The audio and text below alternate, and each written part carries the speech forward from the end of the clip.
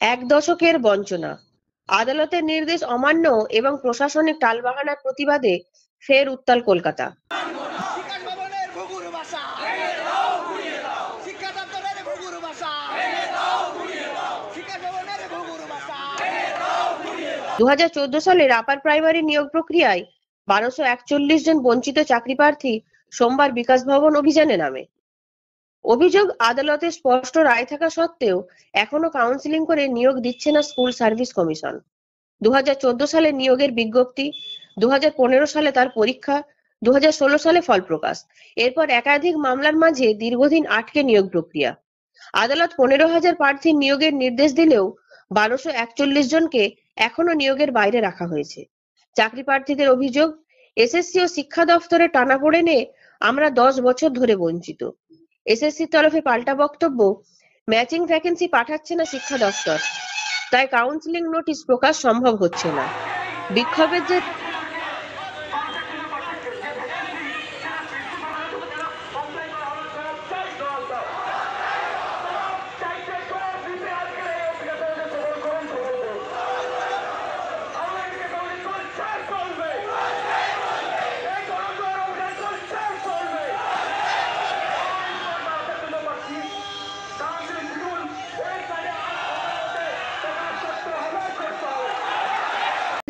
শিক্ষা দফতরের প্রধান সচিব চাকরি প্রার্থীদের সাথে সাক্ষাৎ করেন। চাকরি প্রার্থীরা জানান, দুদিনের মধ্যে এসএসসি কে ভ্যাকেন্সি লিস্ট পাঠানোর আশ্বাস দেওয়া হয়েছে। লিস্ট পেলেই কাউন্সেলিং হওয়ার সম্ভাবনা। অন্যদিকে এসএলএসটি 2 এর সফল প্রার্থীদের মিছিলে উত্তাল শিয়ালদা। এসএলএস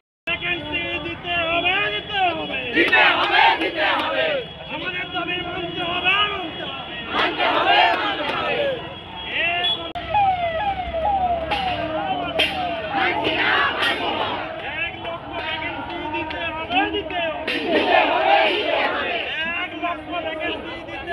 একাদশ ও দ্বাদশ বিভাগের নবনিযুক্ত সফল প্রার্থীরা শিয়ালদহ থেকে মিছিল করেন।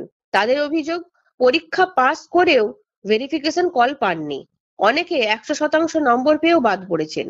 অভিযোগ, যোগ্য চাকরিহারা শিক্ষকদের সুবিধা পাইয়ে দিতে অভিজ্ঞতার ভিত্তিতে অতিরিক্ত 10 নম্বর যুক্ত হওয়ায় তারা বঞ্চিত। এই অতিরিক্ত নম্বর অবিলম্বে বাতিল করার দাবিতেই মিছিল ছিল চাকরি প্রার্থীদের। ধর্মতলা ওয়াই চ্যানেল যাওয়ার কথা থাকলেও মৌলালিতে মিছিল আটকে দেয় পুলিশ। শুরু হয় ধস্তাধস্তি। বাধা সত্ত্বেও মিছিল শেষ পর্যন্ত পৌঁছায় ধর্মতলায়। একদিকে দীর্ঘ 10 বছর বঞ্চিত আপার প্রাইমারি প্রার্থীরা, অন্যদিকে নতুন এসএলএসটি সফলদের ক্ষোভ।